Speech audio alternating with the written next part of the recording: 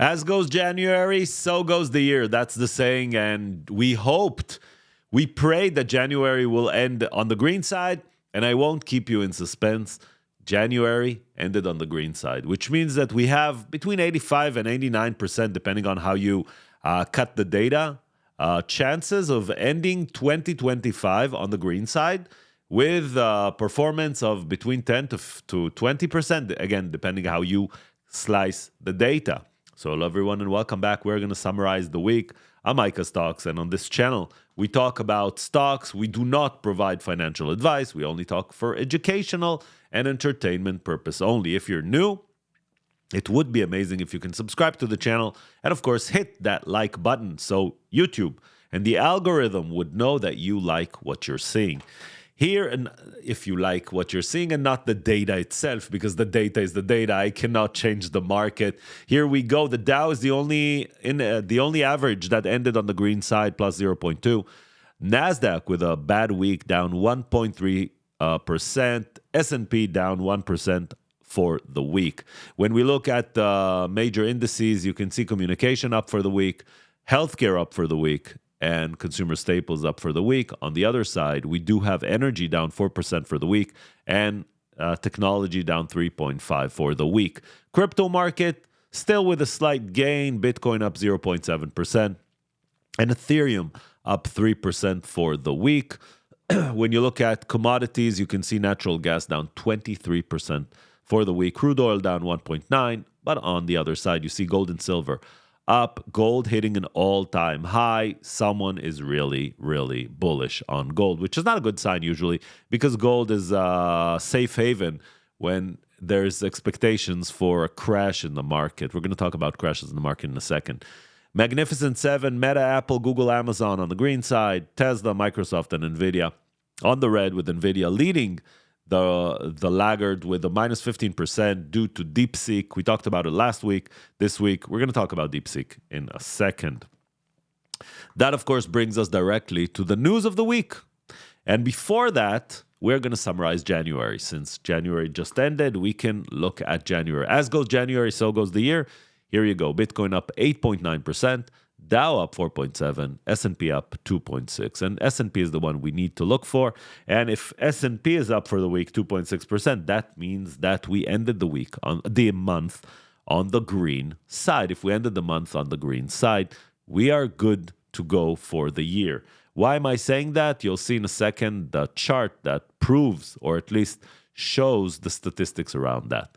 When we look at the major indices, you can see healthcare with a very strong month, up 6.7%, financials up 6.5%, and communication up 5.7% for the week. The only area that was red for the month, why am I saying week? Month, is XLK, which is technology. Very interesting. A weak start for technology for the year. These are the biggest gainers in the S&P 500, companies in the S&P 500. You can see Constellation Energy, the biggest gainer, CVS, General Electric, Vistra, and F5. On the flip side, you can see Edison International, PG&E, Constellation Brands, On Semiconductors, and EA. And you can see here on the right-hand side the percentage that they lost during the week. This is a scatter plot where you can see the biggest companies and how they ended. You can see Apple ended the month on the red, Microsoft on the red, NVIDIA on the red, Broadcom on the red. You can see Meta pulling everyone up, Amazon, Google, and Google. And when I talked about the table, here it goes. 32 years since 1950, where the S&P ended January plus 2% and above. Okay, when we look at the bucket of those 32 years, you can see that only 5 of these years, or actually only 4 of these years, ended red. 5 of the years, the next 11 months ended red. You can see them here. Which means that if you like statistics and you like your odds, we have around 84% likelihood of ending green with an 8 to 10% average. If you look at the whole year, we have 87% of ending green with a 9 to 12%. Now, there's another way to slice the data, and then the percentage is even higher, but the conclusion is the same. If all goes as it did so far, we're good for 2025 on the major averages. It does not mean that a specific stock that you're holding might be the one that would end on the green side. What did we have this week? We had 38 to 41% of the S&P 500 companies that reported. What did we learn? Several things. We learned, first of all, that the consumer is strong. Companies that are not selling as they should are getting hammered, but the consumer is strong. We learned from Tesla on Wednesday that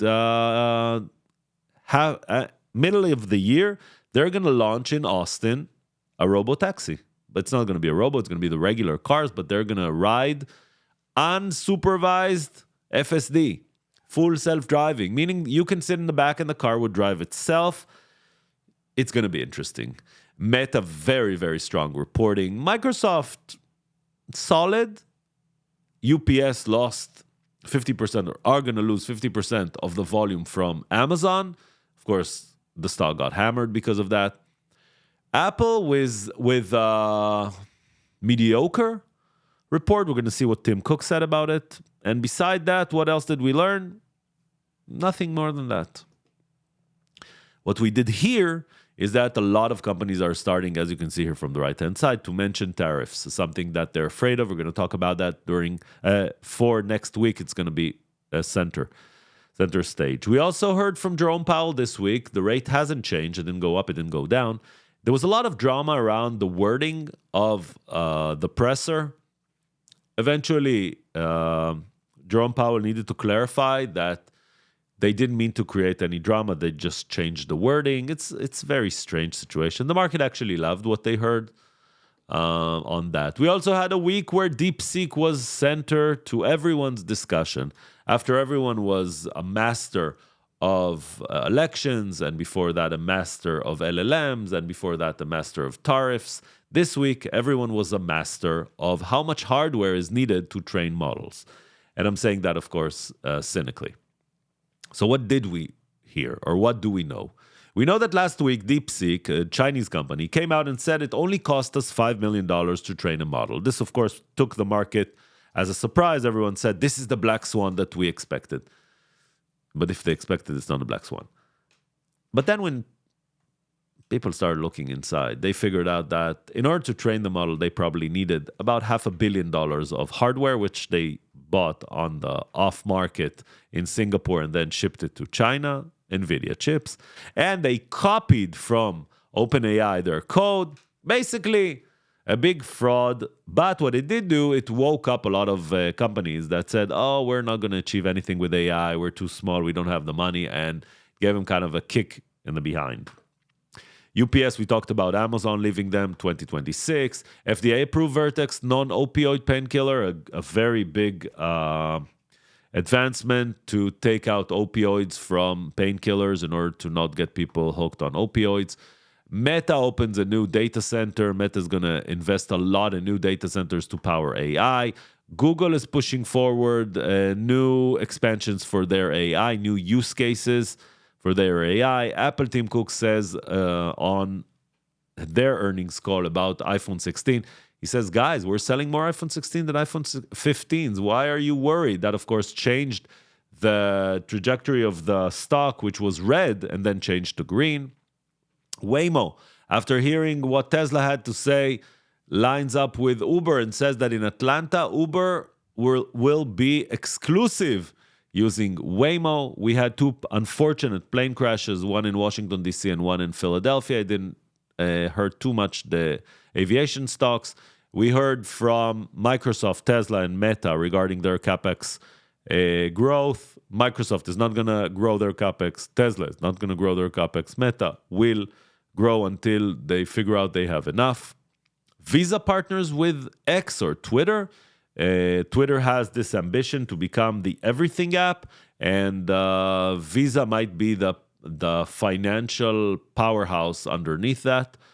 FDA approves Ozempic for broader use, not only for weight reduction, but also for diabetic kidney and heart disease. This is very good for Novo. It's a new market that they can penetrate. Sam Altman and Satya Nadella met this week in order to push Sam Altman, whoever doesn't know, is OpenAI, and Satya is, of course, Microsoft CEO. They met this week and they said it's going to be much better than anyone is ready for. What are they planning for us? And this is Robert Kiyosaki's tweets. Robert Kiyosaki from Rich Dad, Poor Dad tweeted this week that February, everything is going to crash. Everything might crash in February, but you can see his predictions here, and you can see the S&P 500. Apparently, crashes are something very common with Robert Kiyosaki, while the crashes haven't really happened when he tweeted the crashes. So, it's really interesting to hear those frightening comments. And last but not least, Google is starting to use their PR department by saying that they're excited to make Blackwell part of Google Cloud. A quick reminder that Google will report this week. We're going to see that in a second. That's all the news we had this week. Let's dive into next week. And actually, next week started already on Friday. Tariffs of 25% on Canadian goods and Mexican goods are starting to happen. The market is afraid of that. They don't know the impact. And 10% on China. That is something that's going to be center in the discussions during the week. Tariffs on steel, aluminum, and copper are not clear yet, so are not clear the oil yet. We'll see during the week. We'll probably get a lot of clarification. Also, in the Trump war, he's now focused also on BRICS. BRICS countries saying if you leave the dollar, I'm going to fight you and put 100% tariffs on your goods. Regarding different events we're going to have this week, there aren't any special events, mainly earnings. We're going to hear from Palantir that hit a new, fresh all-time high this week. PayPal, Spotify, Pfizer, AMD, Google, Snapchat, Chipotle. We're going to hear from Uber, Disney, Novo, Ford, Qualcomm, ARM, and of course Eli Lilly, Roblox, Peloton, Hershey's, Amazon, Elf, Cloudflare, Affirm, and other companies. Going to be a slew of earnings. And let's look at the S&P 500 as we usually do. These are Japanese candlesticks on a longer time frame, where every candlestick here is 1 day. As you can see, the green line here is the 50-day moving average. The yellow line are the higher lows. As you can see, we have a low, another low, and another low, and they're going higher, which is good. It means that we are in an uptrend. But Friday was a big reversal day. We started green and ended red, and we got an engulfing candle. This is a candle that engulfs the full body of the candle before it, which usually means that we have a trend reversal. A trend reversal, whether it's toward the 50-day moving average at around 5,900 or lower to close the gap that we have around 5870. So you should be ready for some kind of pullback during the week. Regular volatility, not something special. Our trend, as you can see, is still on the long-term time frame, still an upward channel. Once it won't be, but currently it is. That's everything I have for you this week. We're going to meet next week. Don't forget to smash that like button, to subscribe to the channel. Till next time, see you later. Bye-bye.